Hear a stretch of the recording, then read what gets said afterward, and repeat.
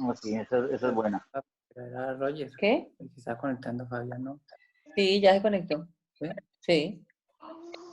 Listo, ¿no? Bueno, Señor, yo te doy gracias por este tiempo, gracias por permitirnos conectarnos, ayúdanos a comprender tu palabra hoy, Señor, y a comprender, Padre Santo, Señor, en qué creemos, Dios. Ayúdanos a entender nuestra fe, Padre Santo, Señor, y acercarnos cada vez más a ti. En tu santo nombre, Jesús, te damos gracias. Amén y amén.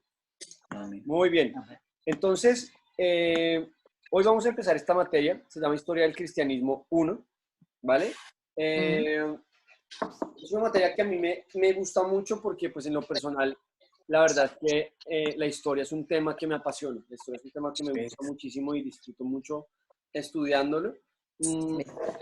Pero, pues, debo ser completamente sincero y en tema de historia del cristianismo hay mucho, ¿vale? Hay mucho por estudiar, por profundizar.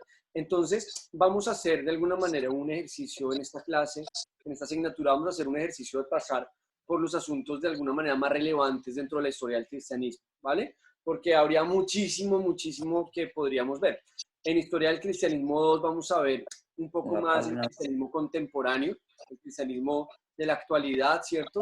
Pero en Historia del Cristianismo lo que vamos a hacer es ir un brochazo desde los antecedentes del cristianismo, lo que había previo al cristianismo, y cómo el cristianismo se fue después estando y cómo fueron, digamos, creciendo como tal las iglesias a nivel de todo el mundo. Bueno, entonces les quiero pedir un favor, ayúdenme a silenciar los micros, por favor. Ay, sí.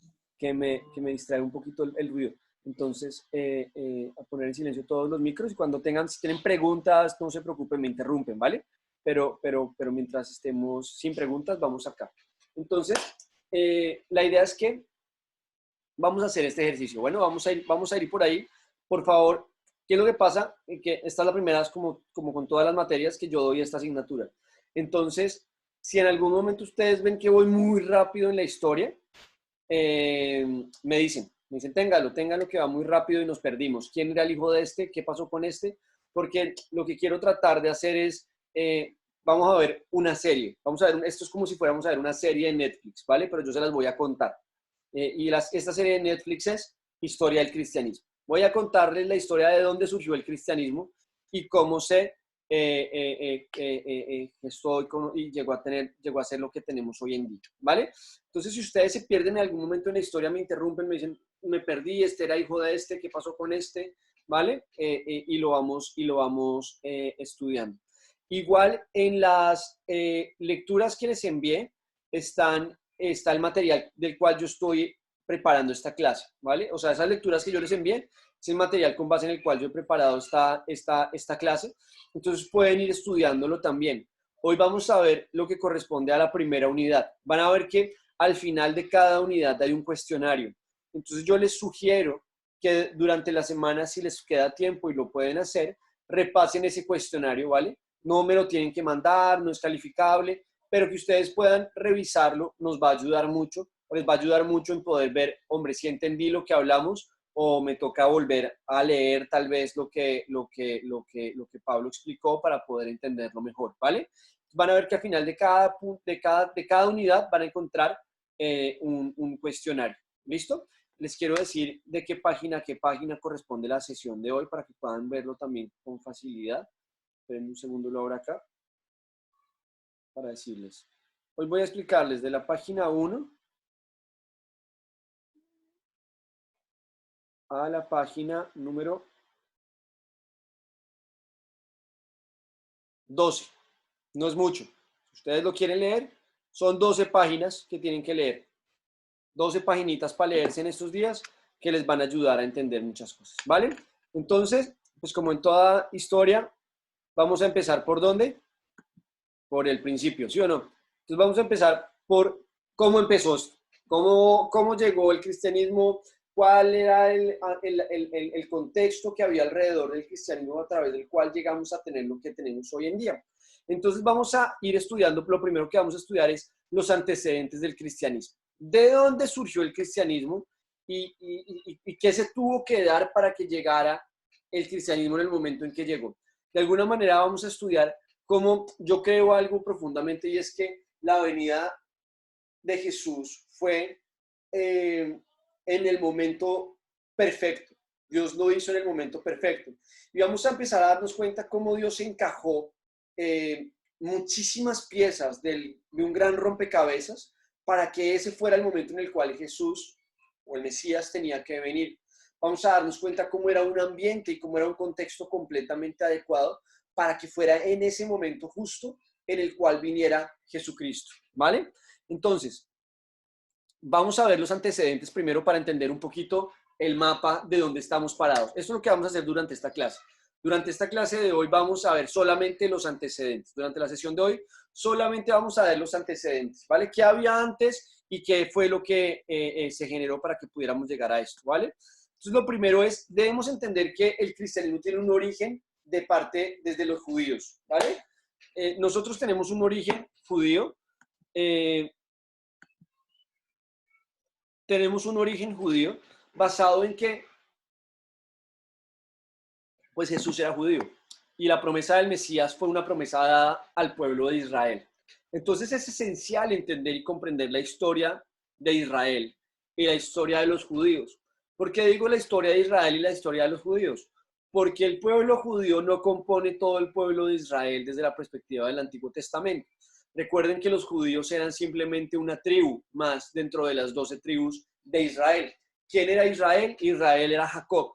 Jacob, quien fue llamado en su momento por Dios Israel, fue el padre de 12 hijos. Esos 12 hijos tuvo 10 con una esposa que se llamaba Lea y tuvo 2 con otra esposa que se llamaba Rebeca, ¿cierto? Y entonces estos hijos que tuvo él, los 2 que tuvo con Rebeca fueron Benjamín y José, y con Lea tuvo otros 10. Dentro de esos 10 hijos que tuvo Jacob con Lea estaba incluido también Judá.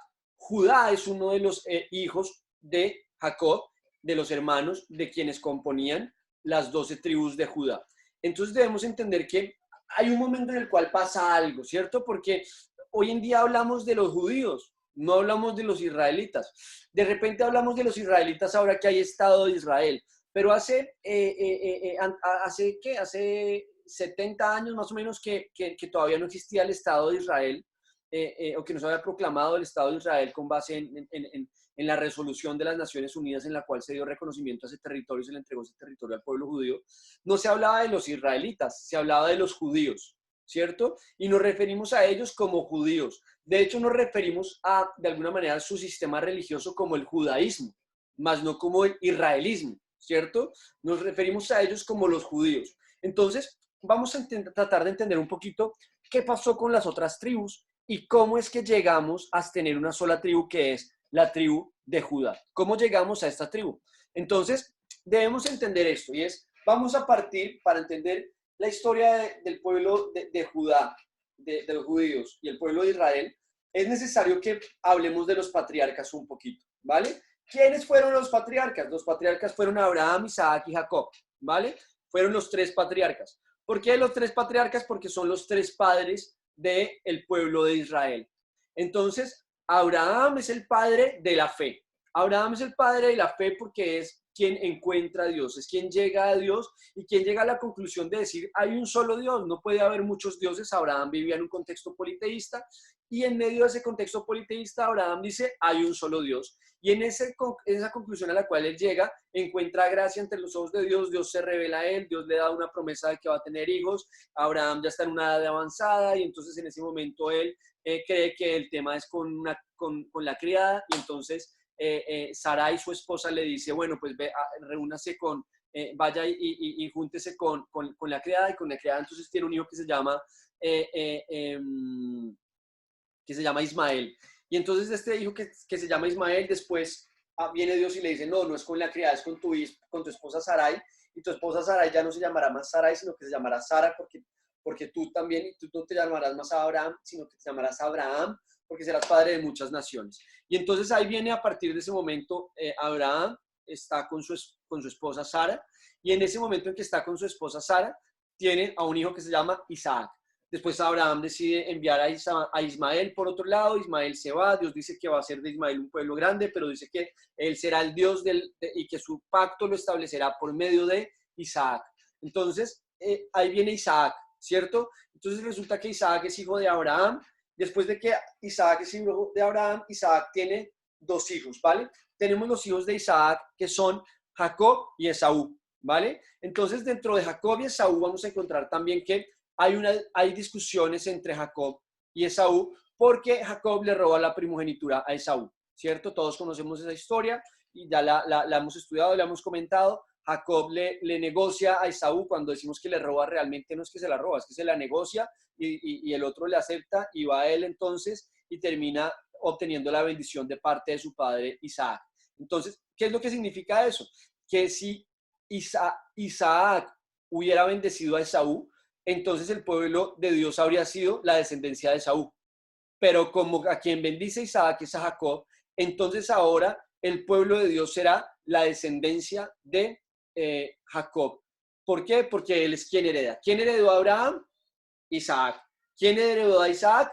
Jacob. Y entonces cuando Jacob lo hereda, es un nuevo patriarca. Y en medio de eso, entonces tenemos los 3 patriarcas, Abraham, Isaac y Jacob. Y Jacob tiene, como ya lo habíamos hablado ahorita, 12 hijos. De esos 12 hijos los tiene 2 con una esposa y otros 10 con la otra.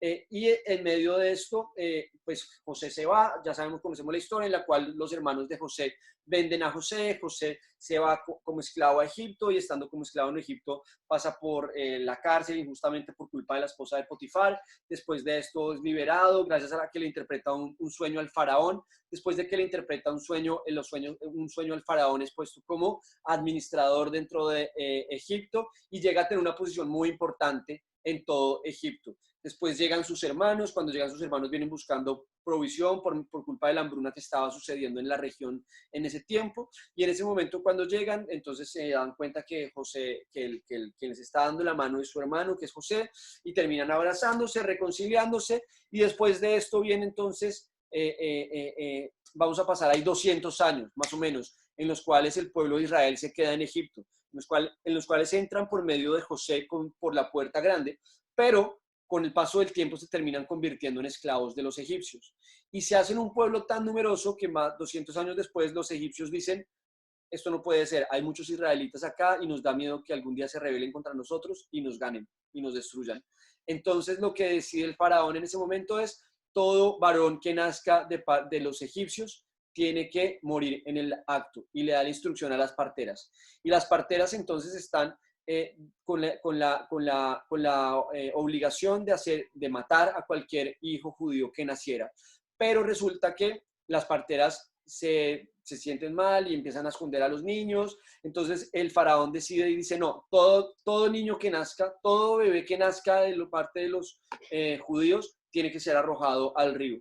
Y entonces ahí viene la historia de un personaje muy importante, que es ¿quién? Moisés, ¿cierto? Entonces ahí viene la historia de Moisés. Pero ojo, Moisés no es un patriarca, ¿vale? Los patriarcas son Abraham, Isaac y Jacob, ¿vale? Moisés es el sistematizador de la cultura y de la fe de los israelitas, ¿vale? Antes de Moisés, los israelitas no tenían un orden y un norte con respecto a su identidad cultural. Una de las grandes cosas que hace Moisés no solamente es liberar al pueblo de Egipto, sino que adicional a liberarlos, les da una identidad como pueblo y les da una identidad alrededor de algo que son la ley de Moisés y la ley de Dios. ¿Sí? Sí, por favor. ¿Alguien quiere preguntar? Perdón. Sí, decías que Moisés es sistematizador de qué. Sistematiza la cultura israelita. Ah, ya. Logra sistematizarla, logra organizarla. A partir de Moisés empezamos a tener la instrucción de qué tribus son las encargadas de qué cosas. A partir de Moisés tenemos la instrucción con respecto a los levitas. A partir de Moisés tenemos la instrucción con respecto a cómo rendir culto a Dios, con respecto a todo lo que gira en torno a la identidad del pueblo de Israel. Entonces, Pablo, ¿sí? una pregunta, o sea, a esta altura de la historia, ellos se llaman ¿cómo? ¿Judíos o israelitas? Israelitas, son los descendientes de Israel. Vale. ¿Quién era Israel? Jacob. Ok. ¿Cierto? Vale. ¿Por qué le cambiaron el nombre? ¿vale? Entonces, ellos eran los israelitas, eran el pueblo de Israel, eran los descendientes de Jacob, de Israel, y que estaban en las 12 tribus. Muy probablemente, si tú les preguntabas a usted quién es, te iban a decir, yo soy descendiente de Judá, yo soy descendiente de Benjamín, yo soy descendiente de José, ¿cierto? Pero el punto que les permitía volver a unirse era Jacob, ¿vale? Lo que los llevaba a volver a decir, somos hermanos, es Jacob, ¿vale? Ese era el punto importante ahí. Tengo un problema, es que el ordenador otra vez se me fue el mouse, no sé por qué me está pasando eso. No voy a poder pasar las diapositivas, no puede ser. Bueno, entonces, sigamos acá. Entonces, esto es muy importante porque lo que sucede a partir de este momento es que el pueblo de Israel, una vez sale de Egipto y se va con Moisés, empieza a tener una identidad, ¿vale? Empiezan a tener una identidad como pueblo ya sistematizada. No tenían, más allá del compartir el somos descendientes de Jacob, no tenían un sistema de leyes organizado que les permitiera tener de alguna manera un orden con respecto a cómo avanzar y cómo vivir. Y a partir de Moisés empiezan a tener esto, ¿vale? Entonces, después de esto, tenemos algo acá y es, esperen un segundo,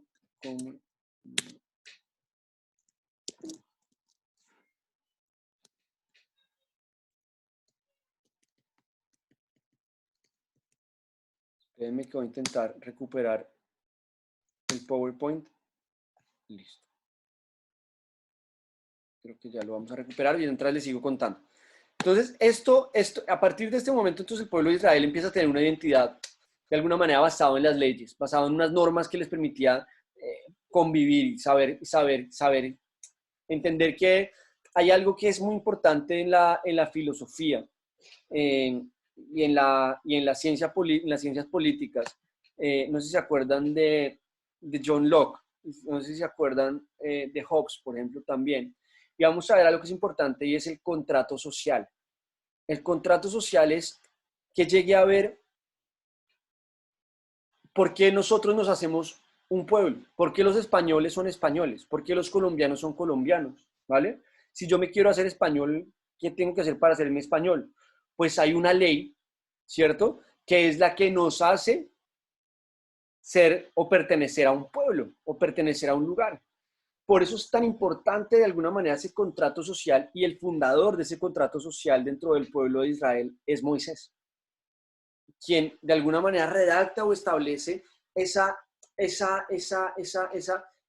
identidad alrededor de las leyes, es Moisés. Por eso es tan importante la ley de Moisés. Y es también fundamental que entendamos que en Levítico, en Números y en Deuteronomio, que es donde vamos a encontrar la ley de Moisés, vamos a ver algo que ahí es importante, y es que él establece dos cosas, y establece mandatos que son, de repente les voy a explicar algo, y es, en derecho, en la ley, hay normas superiores, ¿vale? Entonces, la constitución política, por lo general en todos los países, es la ley primaria, ¿vale? Es la fuente del derecho, es la fuente a partir de la cual se pueden hacer leyes. Y alrededor de esta constitución se van produciendo otras leyes, ¿vale? Se pueden ir produciendo otras leyes. Pero entonces resulta que hay leyes que se hacen con base en la constitución que dentro de 5 o 10 o 15 o 30 años ya no van a tener aplicación, porque pues no tiene sentido seguir estableciendo normas que no son vigentes. Pero eso no significa que la Constitución tenga que cambiar. Si ustedes se fijan, la Constitución política de los Estados Unidos es súper antigua, súper antigua, no sé cuántos años tiene, pero tiene un montón de años. Y no la cambian, pero cambian sus normas que giran alrededor de ella, ¿vale? Entonces, ¿por qué les digo esto? Porque Moisés establece una constitución del pueblo de Israel, que es lo que conocemos como los 10 mandamientos, que es lo que conocemos como el Decálogo. Entonces él dice, esta es la ley de Dios, y alrededor de esta ley que Dios me ha dado, vamos a establecer unas normas que nos van a permitir vivir y convivir en todo nuestro tiempo. Entonces se establecen un cronograma y un calendario de fiestas judías, establecen unos puntos importantes con respecto a las normas de salubridad. Si tú te enfermabas, ¿qué tenías que hacer? Si te daba lepra, tenías que salir del pueblo. Si tocabas a un animal muerto, ¿qué tenías que hacer? Si una persona tenía determinado tipo de enfermedad o derramaba sangre, ¿qué pasaba? Si una persona insultaba a otra, entonces, ¿qué tenía que hacer? ¿Cómo tenía que corresponder con esto? Si una persona cometía adulterio, ¿qué pasaba? Y eran normas que giraban en torno a la convivencia dentro del contexto que estaba viviendo el pueblo de Israel en este momento. Normas que han ido evolucionando con el tiempo, y tan es así que, si ustedes se fijan, los judíos hoy en día no hacen sacrificios de animales, porque van adaptándose en los tiempos. Debemos entender algo, y es que son normas que fueron establecidas para ese tiempo. Y ojo, que no estoy diciendo con esto que esas normas sean malas. Lo que estoy diciendo es que fueron normas que fueron establecidas para ese momento. Hay una cosa que a mí me ha encantado entender en medio de esta pandemia. Algún día me puse a tratar de estudiar un poquito de historia de las pandemias y todo esto. Y fue increíble que cuando se dio la gripe española, la gente empezó a perseguir a los judíos, empezó a decir que era culpa de los judíos, porque resulta que los judíos no se enfermaban. Y ellos decían que era porque los judíos tenían una fórmula médica secreta que no querían compartir con nadie, y que ellos eran unos egoístas. Pero realmente la única fórmula secreta que tenían era que ellos eran completamente limpios en todo lo que hacían. Y tienen un modo de vivir y unas normas que les permiten mantener de alguna manera una asepsia extraordinaria, que les permite, ellos lavan las sábanas todos los días, no se acuestan a dormir nunca en las mismas sábanas, van lavando las sábanas todos los días. ¿Por qué? Entonces, ¿por qué? Porque tienen una tradición de unas normas muy antiguas que han venido aplicando, y que, pues, por supuesto, muchas de ellas han ido cambiando y han ido avanzando con base en el cambio de los tiempos, ¿cierto? Pero que ellos, de alguna manera, lo que vemos es, hombre, las normas que Dios le dio a Moisés, muchas de ellas, o todas, eran normas que propendían por el bien y por el cuidado del pueblo, por la salud del pueblo. Pero que también, cuando vemos evolucionando los tiempos, pues vamos viendo cosas diferentes. No es de sorprenderse que ahora, justo hace unos días, el Estado de Israel empezó a anunciar que parece que han encontrado o que están avanzando rápidamente frente al tema del control del coronavirus.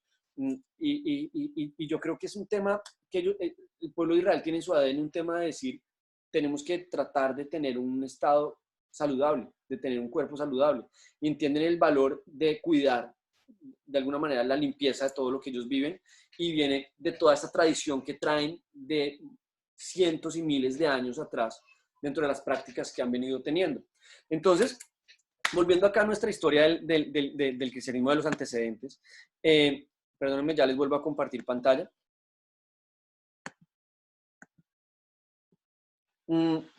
Vamos entonces en los patriarcas, ¿cierto? Entonces, vimos que estaban Abraham, Isaac y Jacob, ¿vale? No, vuelve y se me va. No, ya. Listo. Entonces tenemos a Abraham, Isaac y a Jacob. Después viene Moisés. Y después de que viene Moisés, Moisés saca al pueblo de Israel de Egipto, atraviesan por el desierto y los lleva en dirección a la tierra prometida.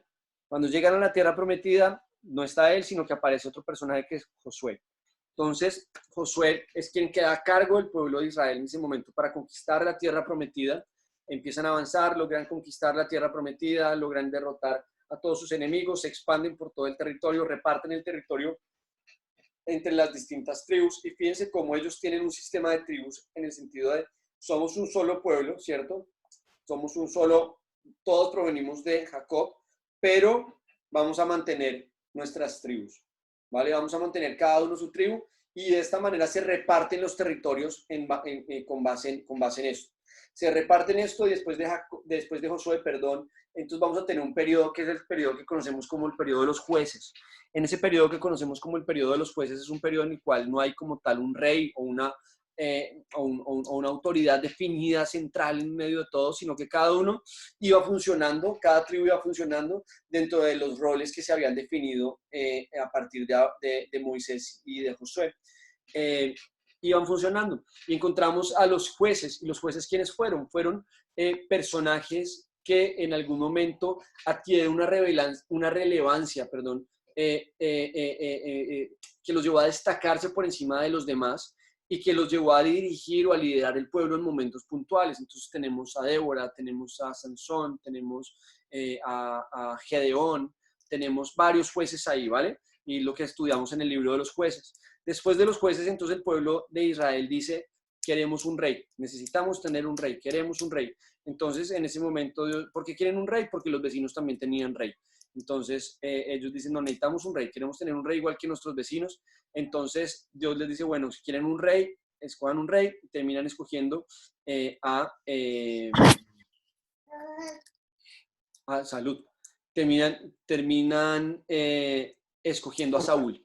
Entonces, en ese momento en que escogen a Saúl, él pues tiene un tiempo en el cual de alguna manera hace las cosas bien al principio, después la empieza a liar, después se vuelve loco, entonces en medio de esta locura que tiene Saúl, termina perdiendo el trono y termina entrando ahí. Entonces un personaje que es muy importante también, que es el rey David. Entonces, el rey David es proclamado rey y el rey David es proclamado rey, y tenemos que entender esto, es proclamado rey en partes, ¿vale? Porque el rey David se gesta toda una situación compleja en la cual él empieza a ser primero rey por medio, rey de Judá, ¿vale?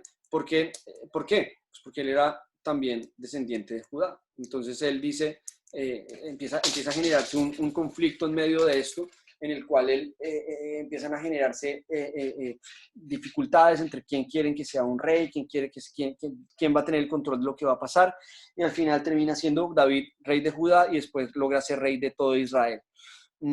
Después de esto, entonces David pues va teniendo hijos. Ya conocemos la historia de David y Betsabé, los otros hijos que tuvo. Uno de sus hijos también trata de derrocarlo a él y se proclama rey de Israel, y a David le toca salir corriendo y entonces venir de nuevo como rey de Judá y recupera el trono, y después de esto entonces le entrega el trono a un personaje que también es muy conocido, que es Salomón.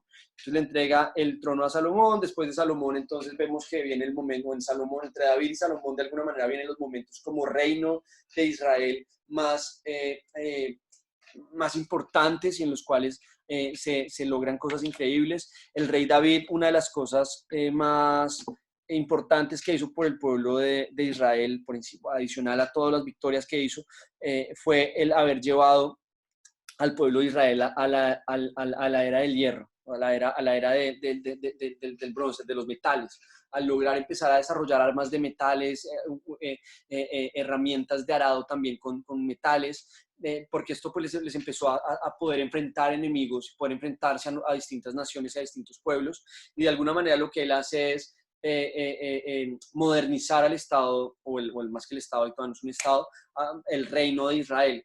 Y esta modernidad pues va a generar que ellos puedan expandirse, que puedan ocupar territorios, que puedan tener prosperidad, que detrás de él viene Salomón, y pues Salomón en su sabiduría logra también hacer que el reino avance y crezca muchísimo. Pero como sabíamos, pues tanto David como Salomón tuvieron dificultades con las mujeres, y entonces vienen pues problemas tanto de uno como del otro por causa de esto. Y después de Salomón entonces tenemos bien muchos reyes, ¿vale? Voy a avanzar ahí muy rápido. Hoy no nos vamos a detener a hablar de cada uno de los reyes, pero vamos a pasar un brochazo larguísimo hasta que viene un momento que es tremendo. Y es un momento en el cual se vuelven a dividir Israel y Judá. Se dividen, se discuten, se unían cuando ya había batallas contra otros pueblos, pero cada uno tenía su propio rey. Y entonces hay un rey que era el rey, espérenme, recuerdo, se me acaba de ir el nombre. Joaquín, el rey Joaquín, ¿vale? Entonces, el rey Joaquín es el rey de Judá en ese tiempo, y el rey de Israel, se me olvida el nombre ahora, se los debo, están en ese tiempo, y resulta que ha surgido un gran imperio. Aquí ya esto es importante, ¿vale? Esto es súper importante que lo entendamos. Esto que les voy a hablar es súper importante. Viene un gran imperio, que es el imperio, surge un gran imperio, que es el imperio de Babilonia, ¿vale? Entonces, surge este gran imperio, y en medio de esto, Judá e Israel le dicen a Babilonia: no nos ataquen, nosotros no nos vamos a atacarlos a ustedes, nosotros les pagamos impuestos a ustedes, pero no nos ataquen y no nos destruyan. Y entonces el rey de Babilonia, que era el rey Nabucodonosor, les dice: ok, listo, yo no los voy a tocar, no los voy a atacar, no pasa nada. Pero el rey de Israel se pone de aletoso, se pone de altanero, se pone de alzado y va y le declara la guerra a Nabucodonosor cuando ya habían hecho un trato. Y en medio de esto se arma pues una guerra tremenda en la cual realmente Israel no tenía nada que hacer frente al imperio babilonio, y Babilonia invade Israel y Judá. Y en ese momento en que invade Israel y Judá, se los lleva para el cautiverio, se lleva para el cautiverio a muchos, destruye las ciudades y deja a algunos, en su territorio, pero los deja en una situación muy precaria, sin un ejército, sin capacidad de reaccionar, los destruyen básicamente. Acaban con la realeza, acaban con los sacerdotes, acaban con el templo, se llevan también dentro de esto se llevan a los hijos de la realeza, se los llevan en cautiverio a Babilonia. Dentro de esos pues venía empaquetado a un personaje muy importante que es Daniel. Entonces Daniel llega a Babilonia también y es puesto al servicio del rey. Vienen todas las historias de Daniel, que en Babilonia les cambian el nombre y se llamaban Sadrach, Mesach y Abednego, y les cambian el nombre a ellos allá, a estos hombres, y ahí viene todo lo que conocemos como el tiempo del exilio, ¿vale? El tiempo en el cual ellos salen de su tierra y no pueden volver. Y pasa mucho tiempo de nuevo, mucho tiempo en el que estos personajes están ahí. Resulta que el imperio babilonio va a perder contra un imperio que es el imperio persa. Entonces vamos a pasar del imperio babilonio, Linda, ¿cierras por favor? Vamos a pasar del imperio babilonio al imperio persa, ¿vale?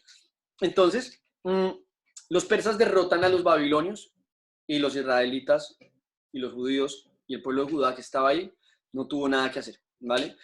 ¿Qué va pasando mientras tanto en todo este tiempo? Que es importante, muy importante. En este tiempo empieza a pasar algo, y es que las 11 tribus distintas a Judá empiezan a tener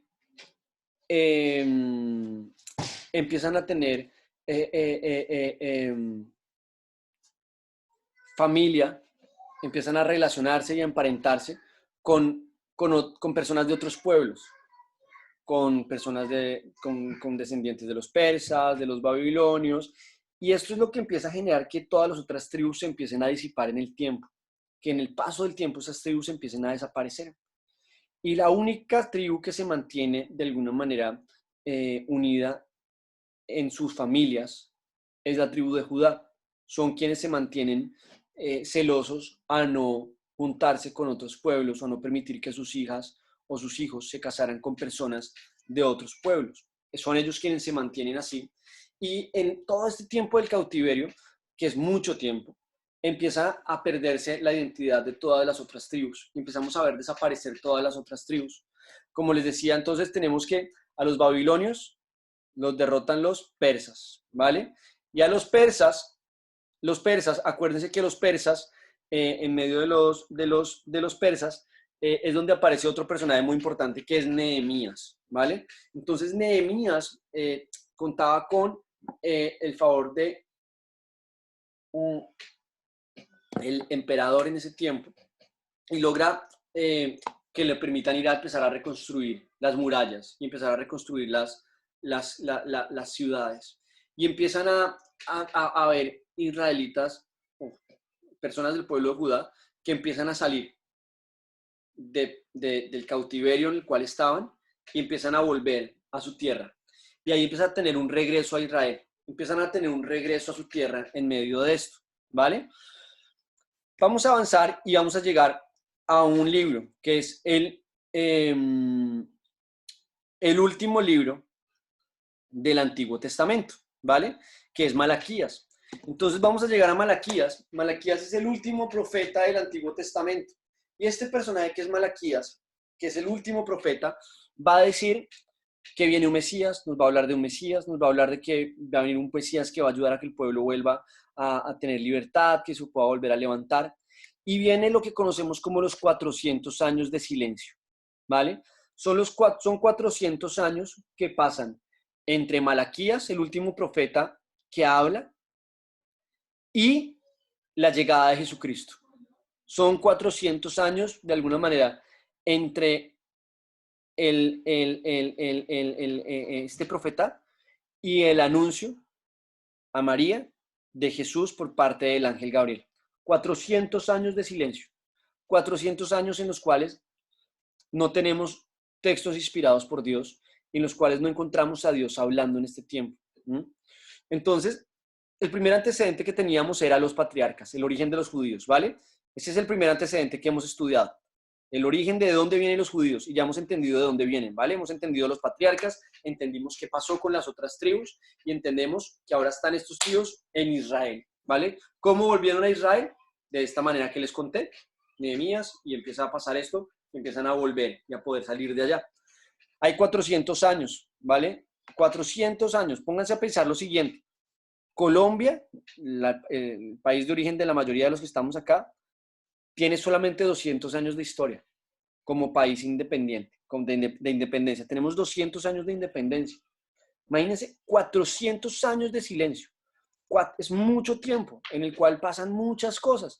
Entonces vamos a estudiar qué pasó durante esos 400 años desde la perspectiva histórica, ¿vale? Porque la Biblia no nos lo cuenta, pero la historia sí, ¿vale? Entonces, vamos a encontrar lo siguiente. Vamos a encontrar que los griegos, aparece un nuevo pueblo. Teníamos entonces a los babilonios. A los babilonios los derrotan los persas. Y a los persas los derrotan los griegos. Se levanta un nuevo imperio, que es el imperio griego. Se levanta todo el imperio griego bajo el mando de un personaje muy importante que es Alejandro Magno. Alejandro el Grande o Alejandro Magno. Alejandro es un tío muy joven que logra expandir el imperio griego de una manera brutal en un periodo de solamente 10 años. Vean que lo tenemos desde Grecia y llegan hasta la India en 10 años. Este tío en 10 años, con los medios de comunicación que había en ese tiempo, con las carreteras que había en ese tiempo, con los medios de transporte que había en ese tiempo, logra expandir el imperio de tal manera que llega hasta la India, su imperio. Muere antes de tiempo, o antes de tiempo no, porque cada uno muere cuando tiene que morir, pero muere muy joven, y entonces a él lo heredan estos 4 personajes. Lo heredan un personaje que se llama Casandro. Estos eran dirigentes o militares de su ejército, ¿vale? Lo heredan Casandro, lo hereda Lisimaco, lo hereda Seleuco y lo hereda Ptolomeo. Solamente nos interesan por ahora estos dos, ¿vale? Estos dos, olvídense de ellos frescos, no vamos a hablar de ellos casi nada, más que esta vez que los he nombrado, y porque por cultura general sepamos que a Alejandro Magno lo heredaron estos 4, ¿vale? Entonces viene Seleuco y Ptolomeo. Los Ptolomeos, porque claro, entonces los griegos, como los griegos derrotan a los persas, los griegos derrotan al imperio medo-persa, como ellos los derrotan a ellos, entonces viene algo acá, y es que el pueblo de Israel, los judíos, por más de que habían podido volver a Israel, seguían bajo el dominio de los persas. O sea, no era que ellos se hubieran ido y ya eran libres. Ellos habían podido regresar a su tierra, pero seguían rindiendo tributo a los persas. Seguían dependiendo de los persas. Seguían, si los persas querían decirles, se devuelven para acá, les tocaba devolverse. O sea, los persas seguían teniendo el control y el dominio de lo que sucedía en Israel. Al momento en el que los griegos derrotan a los persas, en ese momento, ahora los israelitas le tienen que rendir tributo a los griegos. Cuando digo tributo, rendir tributo es pagar impuestos, ¿vale? Rendir tributo es pagar impuestos. Los tributos son los impuestos. Entonces, los griegos, los israelitas tenían, inmediatamente pasan de los babilonios a los persas y de los persas a los griegos. Y ahora que están ahí, entonces había dos corrientes. Dentro de los que entraron a gobernar la región de Palestina, dentro de la cual estaba Israel, estaba la disputa entre los seguidores de Seleuco y los seguidores de Ptolomeo. Los ptolomeos aceptaban a los judíos. Los ptolomeos decían, bueno, está bien, no tenemos problemas con los judíos, pero los seleucidas, los seguidores de Seleuco, intentaron helenizarlos. ¿Qué es helenizarlos? ¿Qué es la cultura helénica? La cultura helénica es la cultura que traían los griegos, la cultura de los griegos, todo el tema de la mitología grecorromana, el idioma. Ellos intentaron la manera de comerciar, la manera de hacer las cosas. Hay algo que es muy importante que vamos a hablar ahorita y es el idioma. El griego koiné era sumamente importante porque era el idioma global en ese tiempo. Entonces los seleucidas intentaron o querían helenizar a los judíos, querían hacerlos griegos. Y los ptolomeos decían, no tengo problema con que los judíos quieran seguir siendo judíos, realmente son tan pequeños que no son un problema para mí. Pero se empieza a generar esta disputa, y esto entre ellos. Y esto produce algo, y es que aparece un pueblo, o más que un pueblo, un movimiento dentro de Israel. Aparece este movimiento, que es el movimiento de los macabeos, ¿vale? ¿Quiénes eran los macabeos? Los macabeos eran israelitas que dijeron, nos aburrimos de estar bajo el dominio de otros pueblos. No vamos a seguir dejando que otros pueblos nos sigan dominando, nos vamos a organizar esto. No puede ser que vamos pasando de mano en mano cada vez que derrotan al que nos manda. Entonces tenemos que seguir rindiéndole tributo al que queda, y además tras del hecho ahora nos quieren helenizar, porque los persas nunca quisieron hacer persas a los judíos. Les permitieron ir a Israel. Los babilonios inicialmente les permitieron ser judíos. Lo que pasa es que el pueblo de Israel los destruyeron, y le general lo que hicieron fue por la altanería del rey de Israel cuando les declara la guerra a Nabucodonosor. Pero son estos seleucidas los primeros que dicen, vamos a helenizarnos, vamos a coger a los judíos, tenemos que helenizar a toda la gente que esté en los pueblos por acá.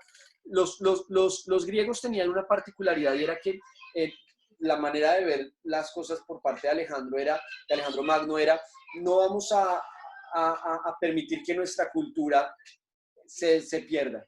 Necesitamos que las personas puedan empezar a recibir también, y que vayan de a poco recibiendo la cultura griega, ¿vale? Entonces esto es muy importante porque hace que los israelitas digan, no vamos a permitirlo, y nos vamos a levantar. Y los macabeos, de alguna manera, son un pueblo, digámoslo de alguna manera, insurgente, un grupo, un movimiento insurgente que dice, nos vamos a rebelar, no vamos a permitir más que esto pase. Y se organizan de tal manera que logran obtener la libertad. Los macabeos logran sacar a los griegos de Israel, logran la libertad de Israel, logran volver a tener independencia, logran que el pueblo israelita vuelva a tener independencia en este momento. Y eso es muy, muy, muy importante, porque de alguna manera era como el decir, hombre, nos quitamos cientos de años de estar dependiendo de otro, de andar dependiendo de que otro. Entonces ellos dicen, a partir de ahora vamos a poder volver a tener instituciones nuestras, vamos a poder tener un gobierno nuestro, vamos a poder hacer las cosas nuestras como nosotros queremos y cuando nosotros queremos. Y los macabeos... Pablo, ¿sí?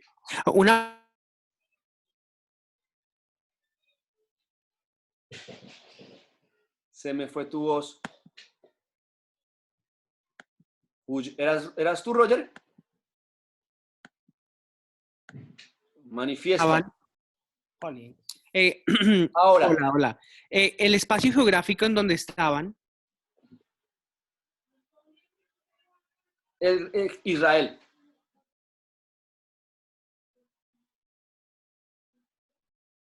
Hola, Roger, ¿me escuchas?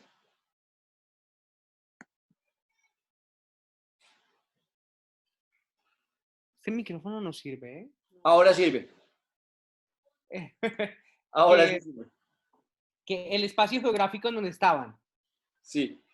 Vale. Estaban en Israel, en Jerusalén. Recuerda que Nehemías lo que obtiene es el permiso de ir a reconstruir las murallas de Jerusalén y donde estaba el templo también. Ok. ¿Vale? Vale, vale. Muy probablemente, pues también ya para este tiempo estaban regados por muchos más lugares. Pero el epicentro de toda la historia de Israel la vamos a tener siempre en Jerusalén. ¿Vale? Entonces, volviendo acá, tenemos entonces que los macabeos logran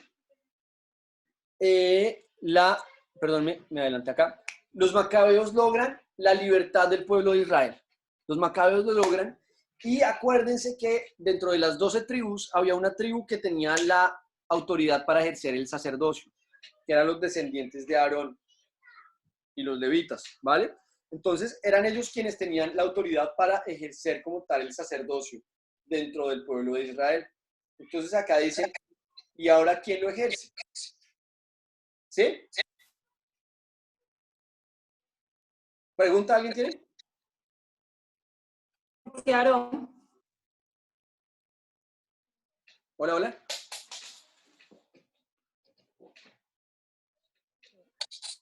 Me imagino que ahí buscaron a los descendientes de Aarón para que Porque lo Aarón, defendieran. ¿Por qué Aarón? ¿Por qué Aarón? ¿Por qué Aarón? Porque Aarón era el hermano de Moisés, ¿cierto? Y que había ayudado en todo el tema de lo que se había construido, y de alguna manera Moisés era el líder, digamos, político, de alguna manera, y el líder militar de Israel, y se le dio a Aarón un ejercicio de la parte del sacerdocio, ¿vale? Entonces, alguien te preguntaba ahorita que si ellos buscaron en ese momento, entonces, ¿dónde estaban los descendientes de Aarón? No, no pasa eso. ¿Por qué no pasa eso? Porque ahorita no estoy seguro del dato exacto, pero no lo tengo claro. Si alguien, de hecho, puede ayudarme a mirar, en Google lo puede encontrar muy rápido. Moisés y Aarón no eran descendientes de Judá. No tengo claridad de quién eran descendientes ellos, de qué tribu descendían ellos. Pero lo que sí que podemos hablar hoy en día, lo que sí estoy seguro es que no eran descendientes de Judá, casi completamente seguro que ellos no eran descendientes de Judá. ¿Eso qué quiere decir? Que las otras 11 tribus se diluyeron y se disiparon en el cautiverio. ¿Sí?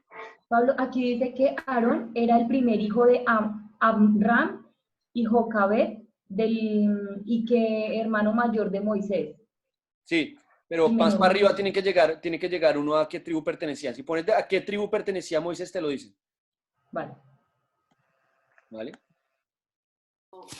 La tribu de Leví. Gracias, Roger. Ya lo puso Roger acá. Les ganó Roger. ¡Punto para Roger! Entonces, ojo, a Aarón, que eso es importante, es que no estaba seguro de este dato, pero es importante. Quienes ejercen el sacerdocio son los levitas. Aarón era levita. Moisés era levita. Y entonces, Aarón, como levita, era el jefe de los levitas, ¿vale? Entonces, quien fuera el sacerdote que lideraba como tal a los levitas debía ser descendiente de Aarón. Y quienes ejercían el sacerdocio en Israel, los labores de culto, eran los levitas. Pero de nuevo vuelvo acá y recordemos que las tribus se diluyeron durante el cautiverio. Y la única tribu que se sostiene es la tribu de Judá. Fíjense que en la modernidad hoy en día no hablamos de levitas. Hoy en día no se habla de los levitas, no se conocen a los levitas.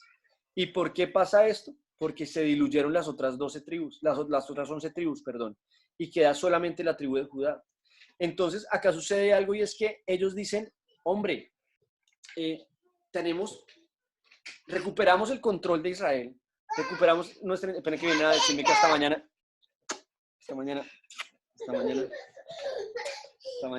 listo.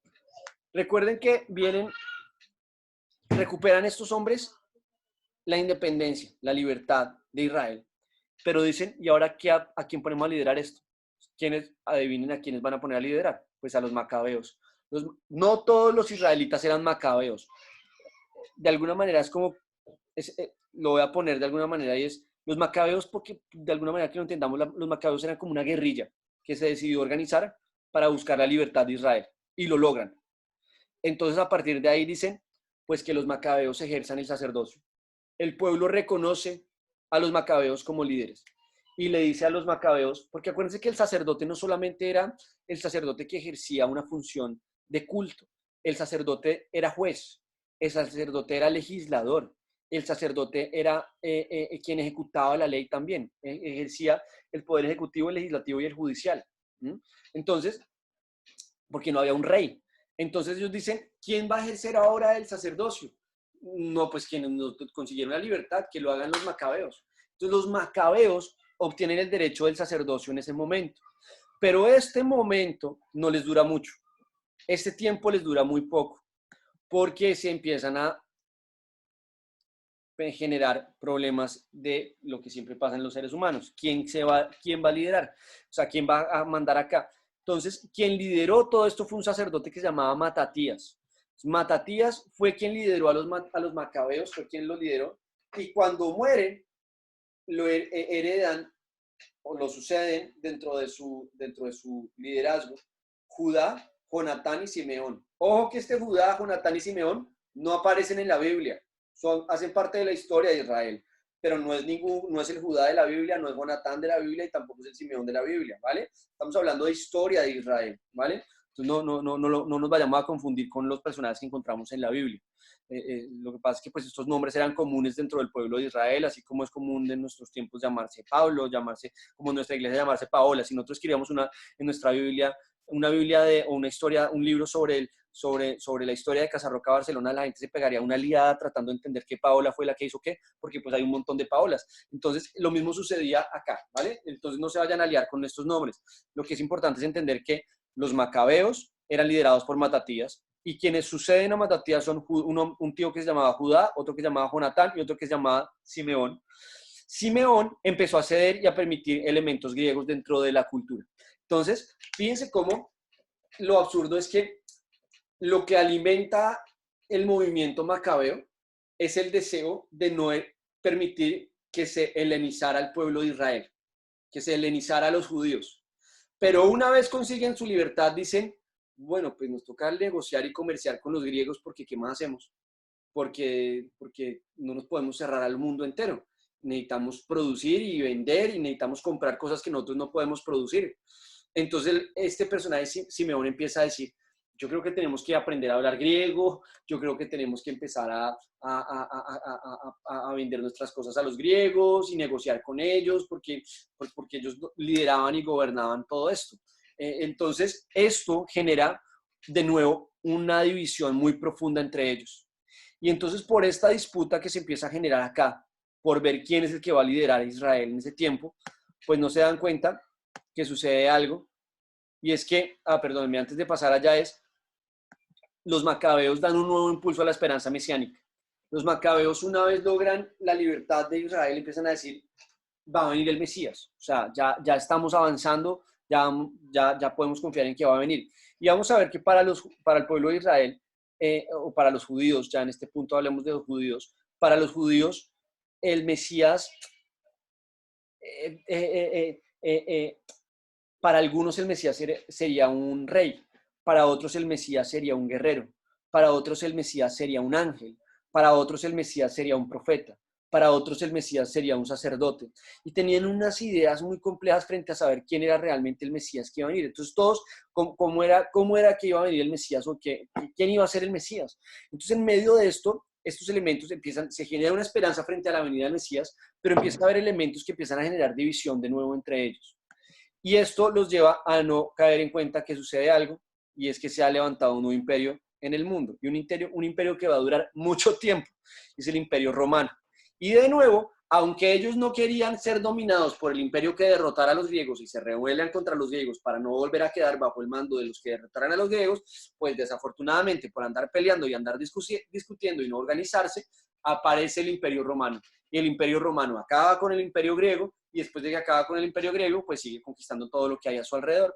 Y en el año 63 a.C. se da la conquista del Imperio Romano sobre Israel, o más que Israel, sobre la región de Palestina. Para los romanos no existía el Estado de Israel. Entendamos que no existía el reino de Israel. Era simplemente un pueblo más dentro de la región de Palestina. Era un pueblo más que habitaba esa zona, ¿vale? Entonces ellos no nombran gobernadores de Israel, sino gobernador de la región de Palestina, y dividen la región de Palestina de determinadas maneras, ¿vale? Entonces, en el año 63 antes de Cristo, el Imperio Romano, mucho antes que esto, habían arrasado con el Imperio Griego, pero posterior a esto, en el año 63 antes de Cristo, conquistan toda la región de Palestina y por ende Israel, las ciudades que componían Israel, conquistan Jerusalén.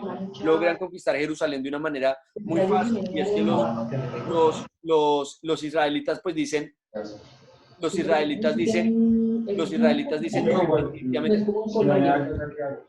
Pau y Fabi, ¿nos ayudan a mutear porfis el micro? Gracias. Los israelitas empiezan a decir, ven que vienen los romanos y dicen, definitivamente no tenemos nada que hacer contra ellos. Y ni siquiera les presentan resistencia, ni siquiera presentan batalla contra Roma. O sea, la conquista es, buenas, somos Roma y venimos aquí a mandar. Y esto les tocó abrir la puerta y decirles sigan, porque si no, nos van a matar. Y ya sabemos lo que nos pasó cuando peleamos con los babilonios hace mucho tiempo. Entonces, sabemos que no tenemos, si estos acabaron con los griegos, pues a nosotros nos acaban también de una. Entonces, ellos no presentan resistencia y a partir de ese momento, entonces, pierden de nuevo la autonomía que tenían de poder funcionar solos. Los macabeos siguen durante mucho tiempo a cargo de todas las funciones de sacerdocio, pero aparece un elemento muy importante, que es la Pax Romana. ¿Qué es la Pax Romana? La Pax Romana es todo el estado de bienestar que se construye alrededor de Roma.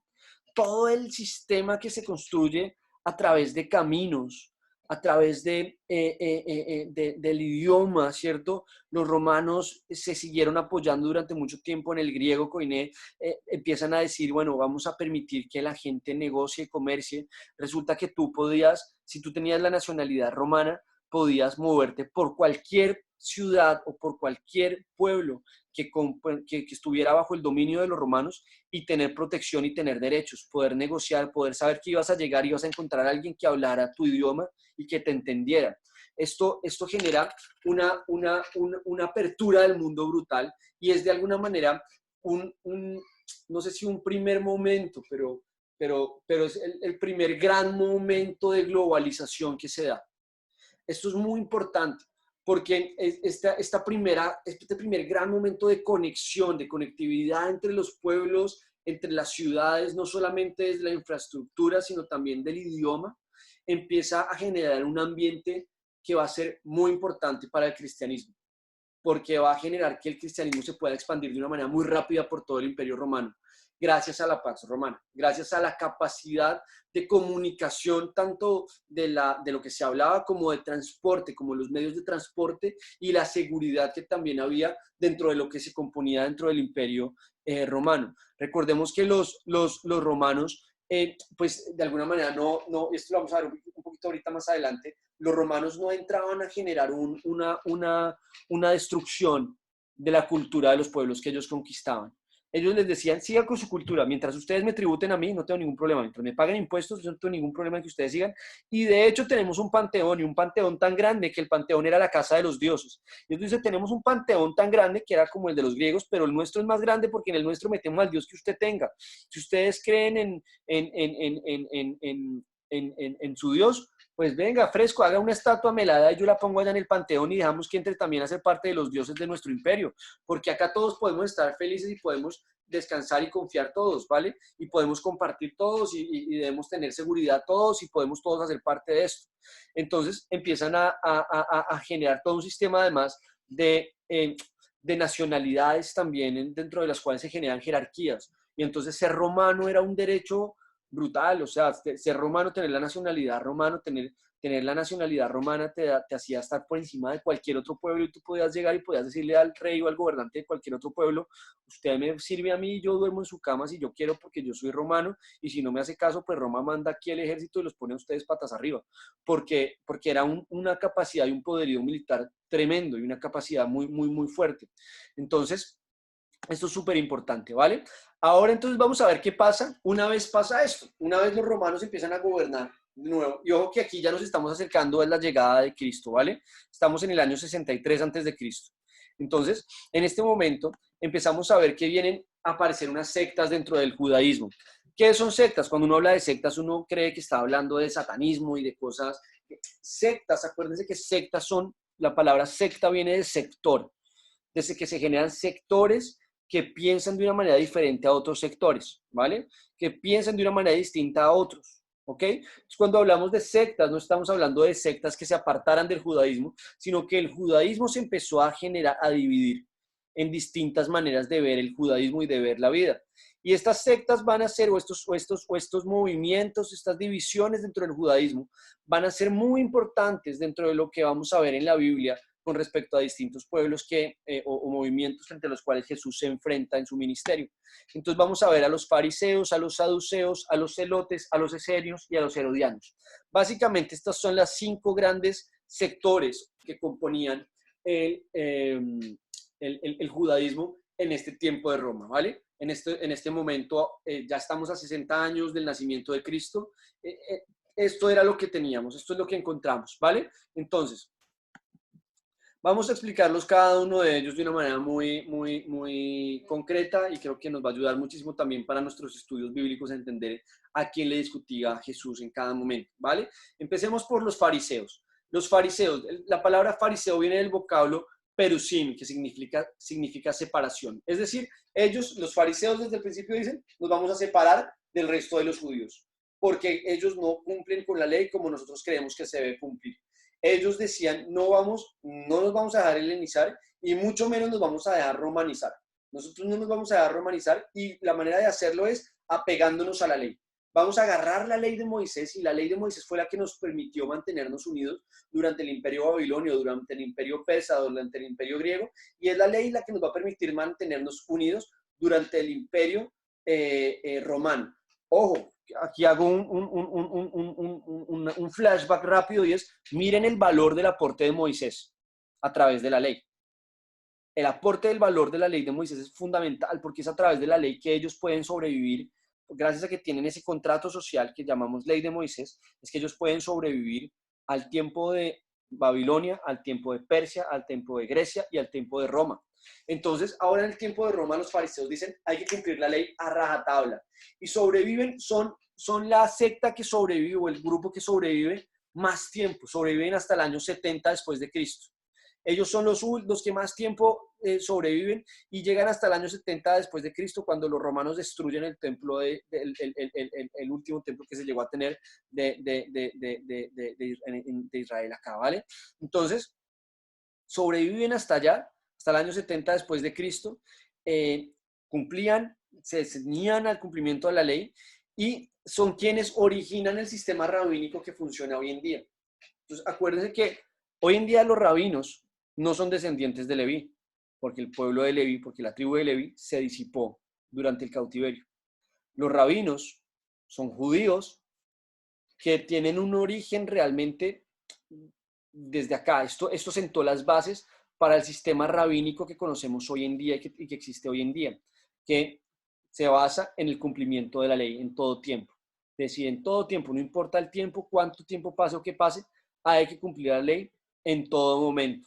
Y de ahí vienen los rabinos de hoy en día, ¿vale? Es algo importante también y es entender que el pueblo de Israel pasó del templo a la sinagoga, ¿vale? Hay un tránsito grande y es entender que pasan de un sistema central en el cual había un templo al cual todo Israel tenía que venir a generar sinagogas, que son de alguna manera parroquias, que son pequeños lugares en los cuales se pueden reunir a la lectura de la ley.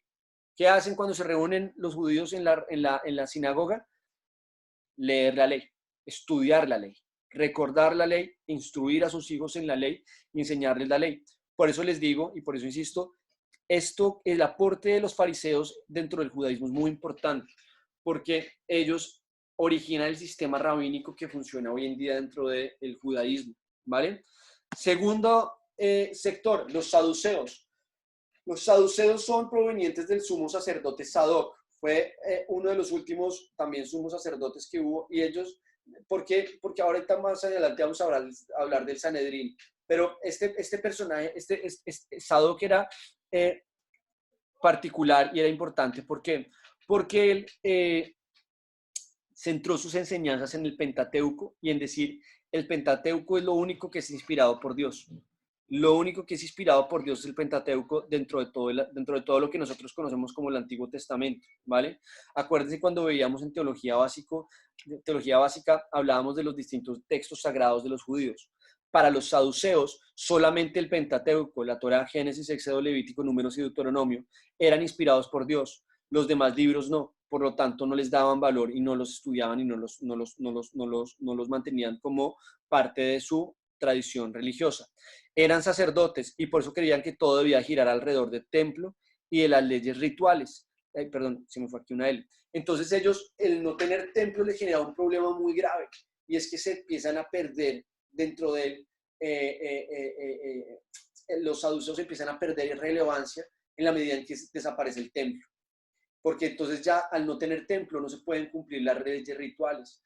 ¿Por qué los judíos no hacen sacrificios hoy en día? Porque los sacrificios se hacían en el templo, no en las sinagogas. Las sinagogas son una figura que ellos construyen para poder seguir reuniéndose a estudiar las leyes. Pero para ellos la sinagoga no cumple a rajatabla lo que el templo cumpliría. Y porque el templo tiene que estar ubicado en un lugar determinado y en unas condiciones y unas características determinadas. Entonces los saduceos, al perder templo, al no tener templo, empiezan a perder. Cosa distinta que sucede con los fariseos. Como los fariseos están centrados en el cumplimiento de la ley en todo tiempo. No se centran tanto en la tradición de la práctica de la ceremonia ritual dentro del templo, sino de cumplir la ley en cualquier lugar al cual ellos vayan.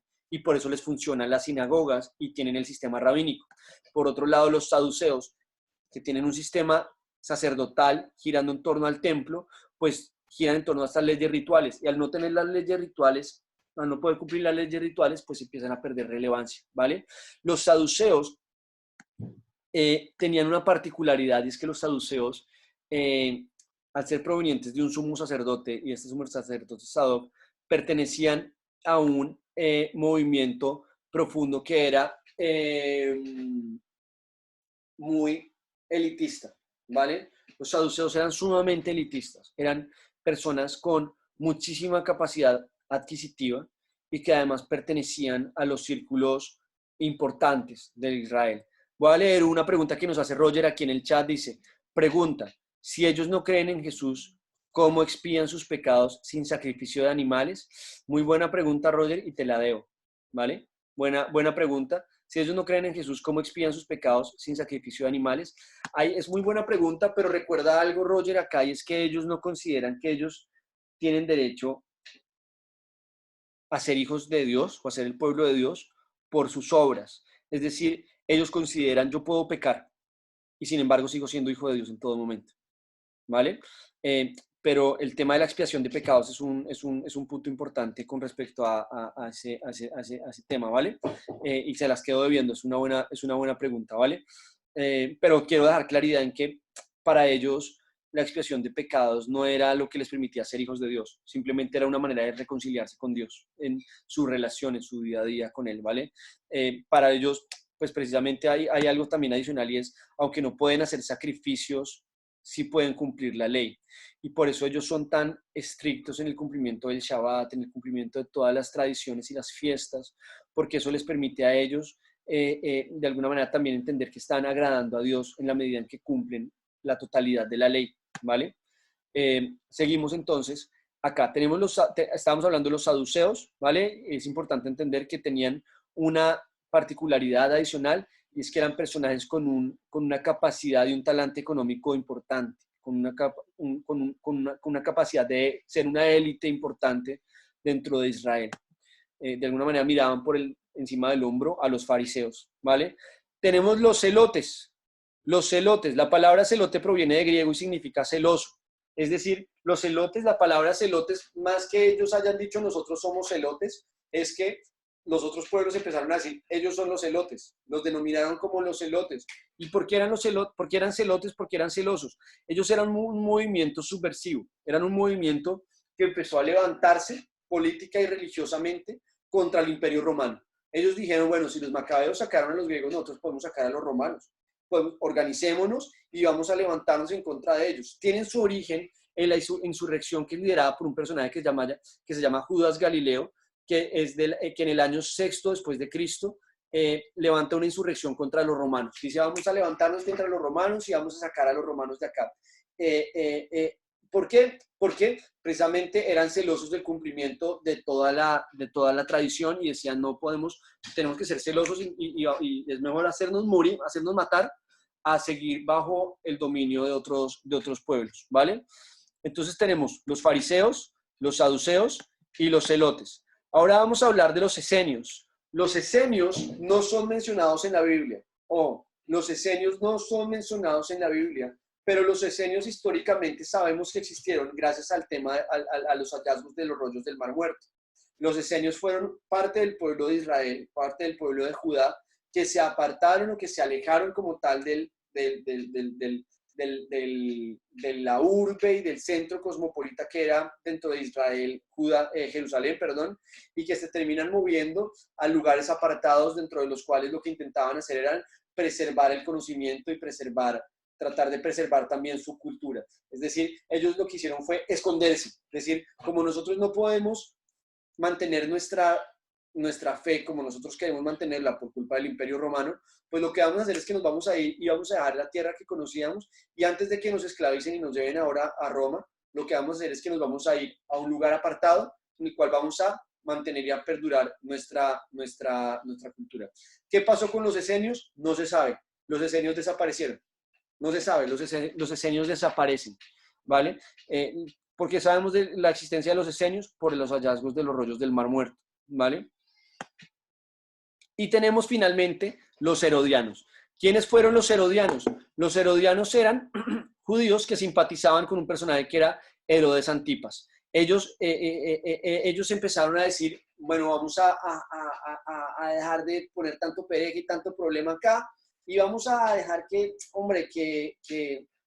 entendamos que ya los romanos nos conquistaron y ellos nos dejan también tener nuestro templo y nos dejan estar tranquilos. Acuérdense que hasta el año 70 después de Cristo es que los romanos no vuelven a destruir el templo de Israel, el templo de los judíos. Ellos tenían su templo y tenían todo. Los herodianos dicen, hombre, ¿para qué nos amargamos la vida? Paguemos impuestos a los romanos y descansemos y hagamos parte del sistema, porque pues no podemos hacer nada más. Entonces, esos eran los 5 movimientos. Los herodianos hemos hablado, hemos visto cuando en el momento en que Jesús dice que no nos debemos contaminar de la levadura de los fariseos ni de los herodianos. Es decir, no se deben contaminar de la vida de la levadura, de los religiosos, pero no se deben contaminar tampoco de la levadura de los relativistas, que eran los herodianos. Y los herodianos decían, ay, pues ya que más nos da, ya hemos pasado por los babilonios, por los griegos, por los persas, ahora por los romanos, pues detrás de los romanos vendrán otros que nos someterán, pues dejemos de amargarnos la vida y disfrutemos el tiempo y hagamos parte del sistema, ¿vale? Estos 5 movimientos es importante entender porque los traigo, porque es importante que los veamos, porque esto era Israel cuando nace Jesús, ¿vale? Cuando nace Jesús, Israel estaba dividido, o Judá estaba dividido, el pueblo de los judíos estaba dividido, el judaísmo estaba dividido en estos 5 grandes movimientos. Este era el mundo que Jesús llegó a conocer. Este era el mundo al cual llegó Jesús, ¿vale? Vamos a ver también entonces el Sanedrín. El Sanedrín es un elemento importante en este tiempo. ¿Qué era el Sanedrín? El Sanedrín era el consejo judío presidido por el sumo sacerdote. Entonces, el sumo sacerdote era saduceo. El sumo sacerdote era elegido siempre era saduceo. ¿Por qué? Porque eran la élite, porque eran los que tenían billete, porque eran los que mandaban, porque eran los que tenían gente. Pero decían, bueno, pongámonos de acuerdo, que no nos vuelva a pasar lo que le pasó con los macabeos. Nos toca ponernos de acuerdo, armemos un consejo, y en ese consejo sabemos que todos tenemos diferencias, pero pongámonos de acuerdo en ver cómo nos organizamos y en ver cómo podemos tirar para adelante. Entonces tienen 71 miembros que conforman el Sanedrín. Dentro de esos 71 miembros había miembros de todas las órbitas del judaísmo, ¿vale? Y dentro de esos 71 miembros, la mayoría eran saduceos, de nuevo. ¿Por qué la mayoría eran saduceos? Porque eran los que tenían billete, porque eran los que lideraban porque eran la élite, ¿cierto? Y funcionaba en Jerusalén. El Sanedrín funcionaba en Jerusalén, estaba centralizado en Jerusalén, y el Sanedrín, pues vamos a ver que es, de alguna manera, el consejo o el organismo que juzga a Jesucristo, ¿vale? Frente al cual presentan a Jesús para ser juzgado, y es el sumo sacerdote que lidera el Sanedrín, quien desde la perspectiva judía condena a Jesús a muerte, ¿vale? Y es clave y es importante que entendamos cómo se conformaba el Sanedrín también. Más que datos que quiero que se inventen, se acuerden del nombre de las cosas, yo quiero que entendamos política, religiosa y culturalmente cómo estaba organizado Israel, cómo estaban organizados los judíos. Entender que no era un estado de Israel, sino que era el pueblo de los judíos y que hacían parte de la región de Palestina, que compartían con muchos otros pueblos, ¿vale? Vamos a ver que hay unos personajes que son tremendos en esta historia, y es que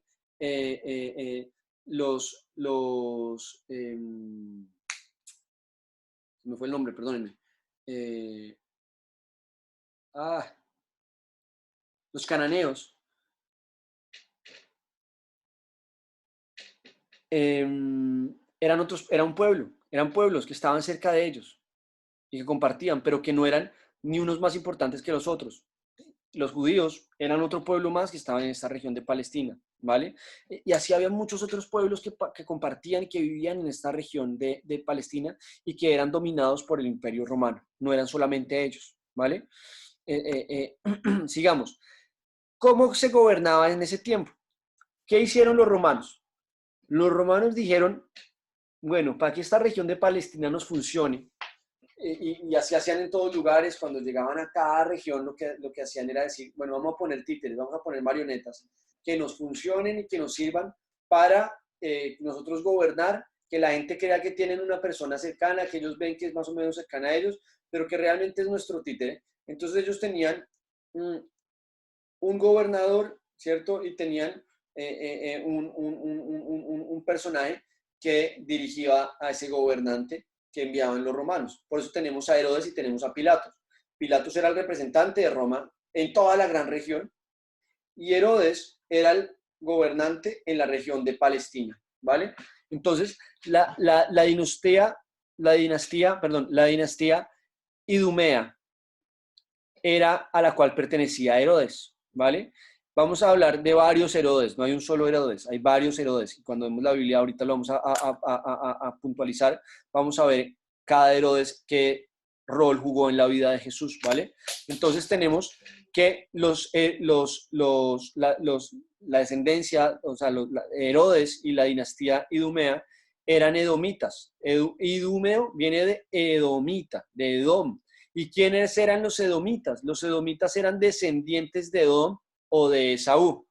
Uy, tremendo flashback acabamos de hacer. Nos acabamos de devolver miles de años, cientos de años. ¿Quién era Esaú? El hermano de Jacob al que le robaron la primogenitura. Tremendo, ¿ah? Cómo el conflicto entre Jacob y Esaú ahora hace que es un descendiente de Esaú gobernando por encima de los descendientes de Jacob, que eran los judíos, ¿vale? Por eso les eché todo el rollo desde Abraham. Por eso me hice el trabajo de echarles desde Abraham, porque vamos viendo cómo se conectan los personajes, cómo la Biblia es hermosa y cómo empieza uno a ver un componente histórico tremendo en la Biblia, que no solamente es lo que la Biblia dice, sino que la historia lo sustenta y lo soporta. Entonces, esta dinastía que se conocía como la historia idumea, se llamaba Idumea porque eran descendientes de Edom. ¿Edom quién es? Esaú, ¿vale? Y gobernaban la región palestina bajo el auspicio del Imperio Romano. Estos son muy avispados, estos son muy ¿cómo se le dice acá? Muy listillos, y cuando llega el Imperio Romano, le dicen al Imperio Romano, déjenos gobernar. Nosotros gobernamos y lo que usted me diga, los impuestos lo que usted quiera. Si usted quiere que los mate, los mato. Si usted quiere que vaya para allá, yo voy para allá. Usted lo que me diga, yo estoy acá.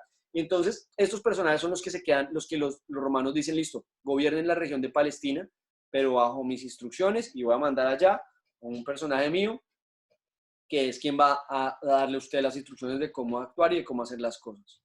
Entonces están estos personajes. ¿Cómo se conformó esta dinastía? ¿O cómo evolucionó esta dinastía de los idumeos? Tenemos entonces primero a Herodes el Grande, ¿vale?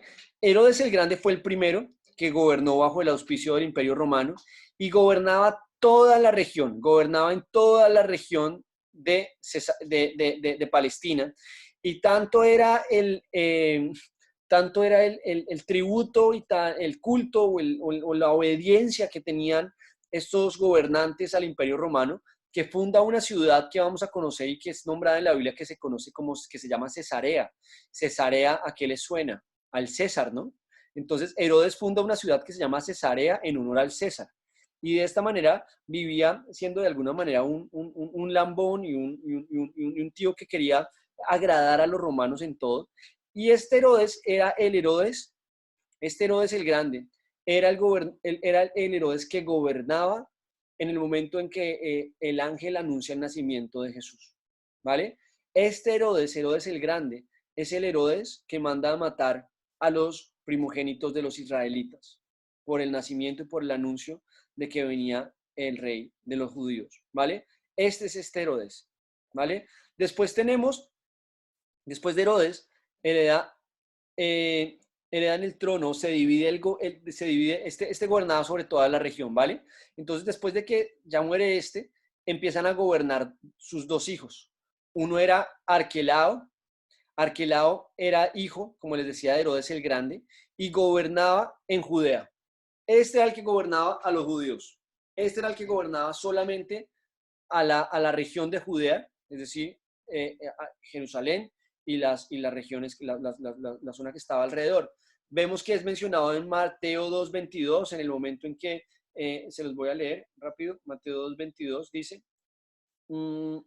pero al oír que Arquelao reinaba en Judea, en lugar de su padre Herodes, tuvo miedo de ir allá. Advertido por Dios en sueño, se retiró al distrito de Galilea.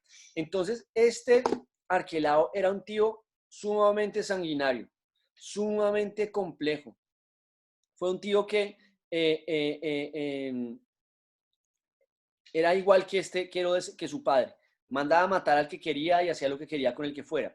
Entonces, cuando José va a regresar de Egipto, con Jesús y con María, el ángel le revela y le dice, no te vayas. Él se entera que no debe ir a la región de Judea. Él quería ir a Judea. Le dice, no vayas a Judea, porque allá está gobernando Arquelao, que es hijo de Herodes el Grande, y tiene fama de que es un tío bastante pesado y que puede haber problemas. Entonces, por eso es que José, María y Jesús terminan yéndose a la región de Galilea y no a Judea, ¿vale? Cuando llegan a Galilea, quien gobierna en Galilea, al tiempo, o sea, gobernaba en Judea, y al tiempo Herodes Antipas gobernaba en Galilea y en Perea, ¿vale? Herodes Antipas estaba liderando acá, y este Herodes Antipas es el Herodes que gobierna durante el tiempo y durante la vida de Jesús, y es el Herodes que gobierna en el momento de la crucifixión de Jesús. Es el Herodes que llega a gobernar en ese momento. Veamos lo que dice Lucas 13:32. Dice,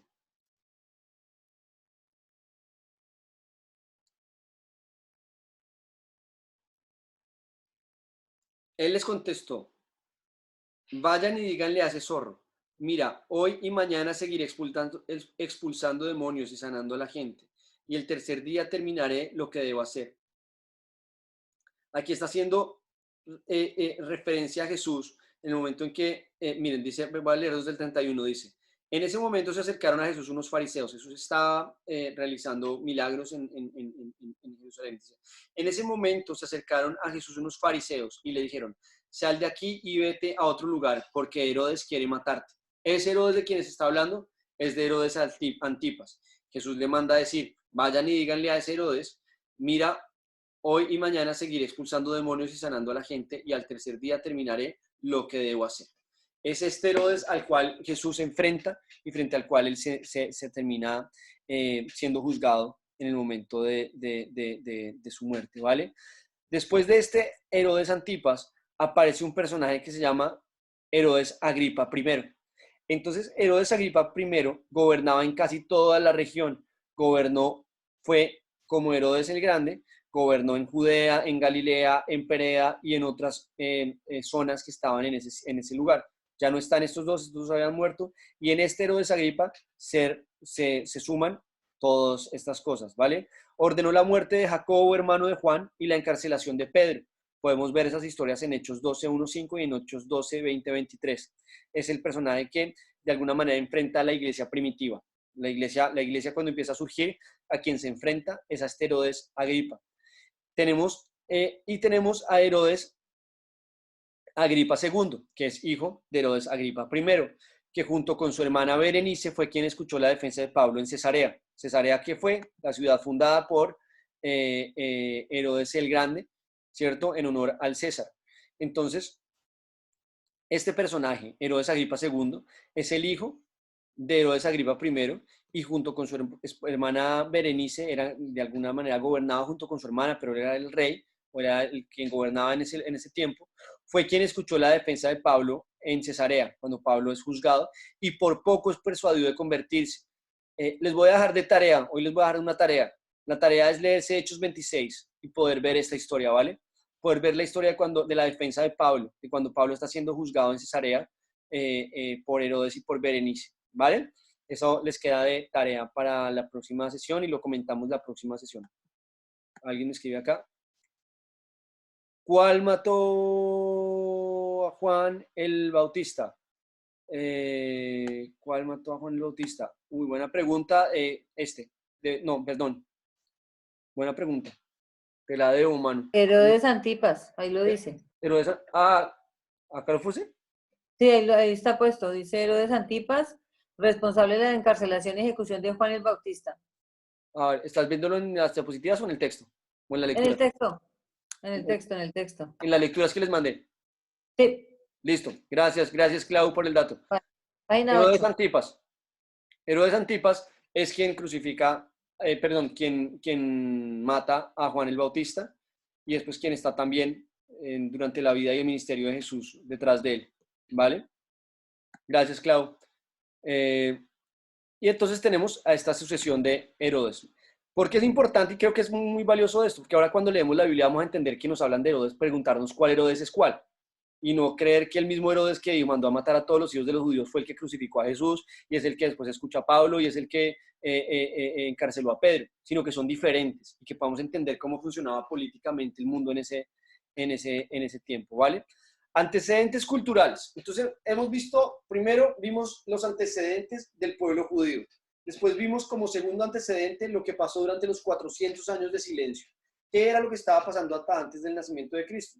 Y ahora vamos a hacer, esto no nos va a tomar mucho tiempo, los antecedentes culturales. Culturalmente, ¿qué estaba pasando en esos tiempos? Lo primero, estaba el griego koiné. El griego koiné fue fundamental para el desarrollo del mundo en ese tiempo. Era el inglés de ese tiempo, era el idioma global de ese tiempo, era el idioma por medio del cual se podía comerciar entre las ciudades, entre los lugares. El griego koiné, por su particularidad, por su precisión, por su capacidad de entenderse y de poder enseñarse, fue fundamental para avanzar en este tiempo, ¿vale? Lo segundo que es importante es, el mundo estaba sometido a la filosofía griega. Acuérdense que lo que los romanos hicieron fue simplemente hacer un remake de lo que los griegos habían hecho.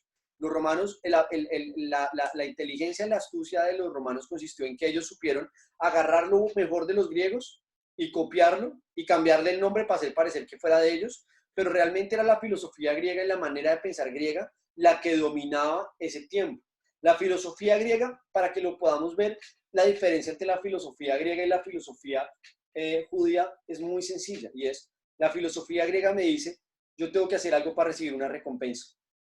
Lo que yo hago me da un beneficio o me genera problemas.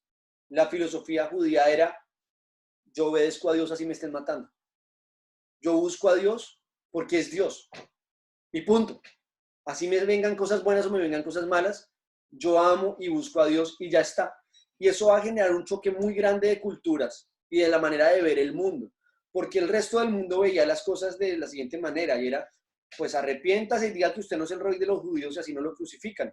La manera del judaísmo ver y la manera en que Jesús fue educado era, yo obedezco a mi Padre, porque en obediencia ya soy bendecido, porque la bendición para mí es la obediencia. Yo no obedezco para obtener una recompensa, que creo que es algo que nos falta mucho a nosotros como cristianos, el poder ver el mundo de esa manera, el dejar de ver el mundo de la manera en que nos han occidentalizado bajo la filosofía griega, en la cual creemos que solamente, pues yo ¿para qué le sirvo a Dios? ¿Para qué me ponga estas? ¿Para qué me mande este problema? Todo lo que hago por Dios, ¿para qué me pase esto? ¿Mm? Eso viene de la filosofía griega, eso es una manera de pensar griega. La manera de pensar judía es, así yo no tenga que comer, Dios es bueno. Así yo no tenga nada, porque obedecer y seguir a Dios no depende de que me vaya bien o me vaya mal, sino de que Él es Dios. ¿Mm? Yo no le estoy haciendo un favor a Dios con seguirlo, sino que yo ya tengo algo increíble a poder estar con Él. Este punto es importante, porque va a generar un choque profundo en la manera en que ven la vida los judíos, los cristianos, los primeros cristianos, y va a generar unos choques tremendos dentro del principio, dentro del cristianismo, porque lo que hace el cristianismo desafortunadamente muchas veces es helenizar en la manera de ver el mundo, ¿cierto?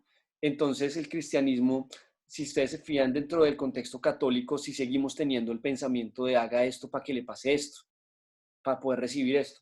Y eso viene directamente del mezclar la filosofía griega con nuestra fe.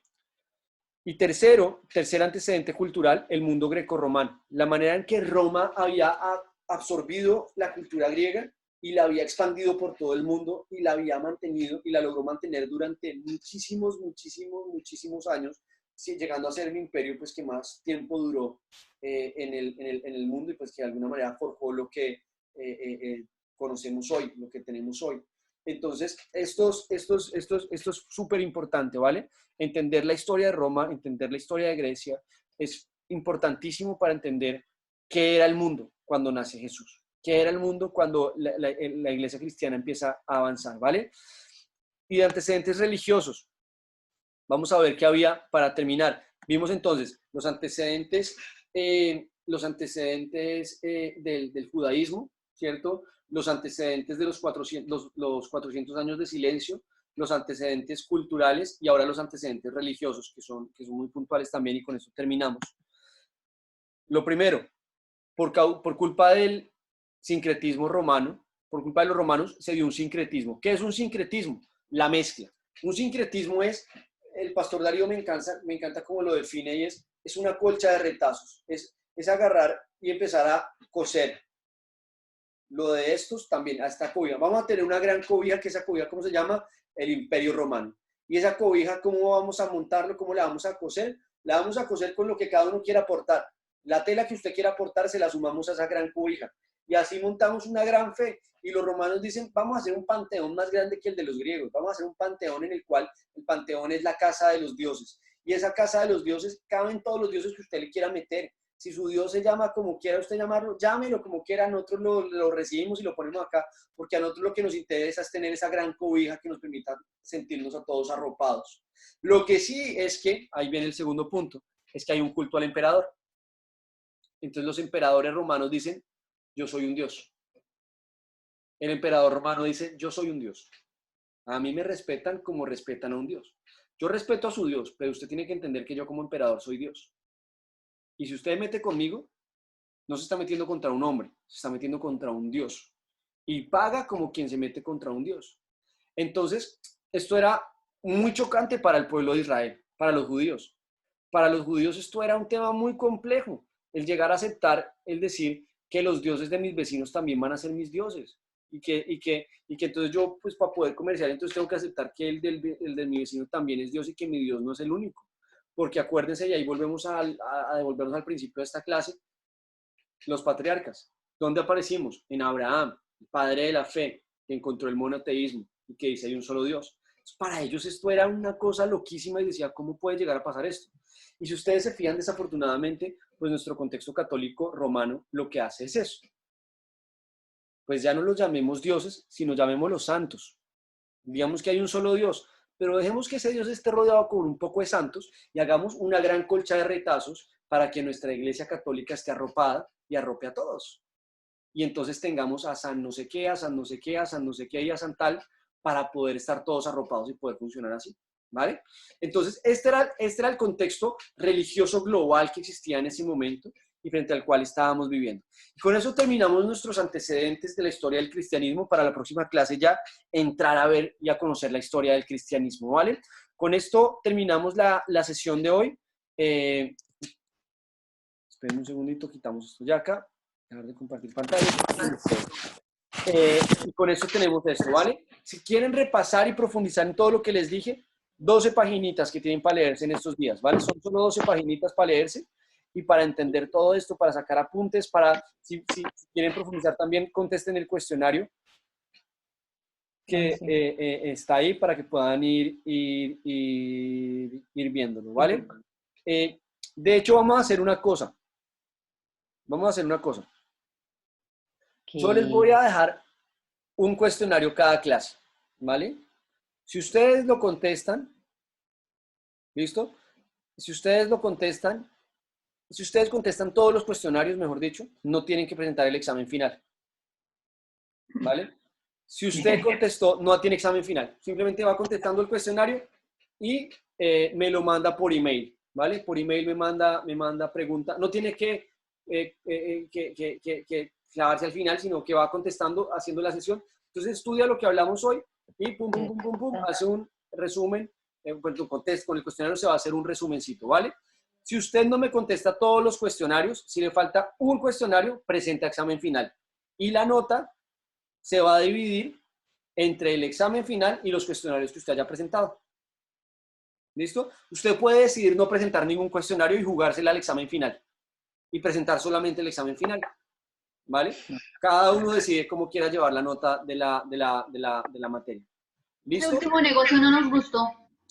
No, pues pueden escoger. No, es mejor el primero. Por eso no, cada uno puede llevar la quiera. Tú misma.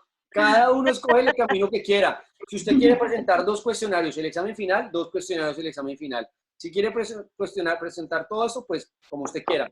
¿Yo qué le sugiero? Pues va a estar súper guay ir haciendo el cuestionario porque pues van a ir repasando. Se les va a quedar fresquito lo que van estudiando y lo que van viendo cada sesión. Perfecto. ¿Listo?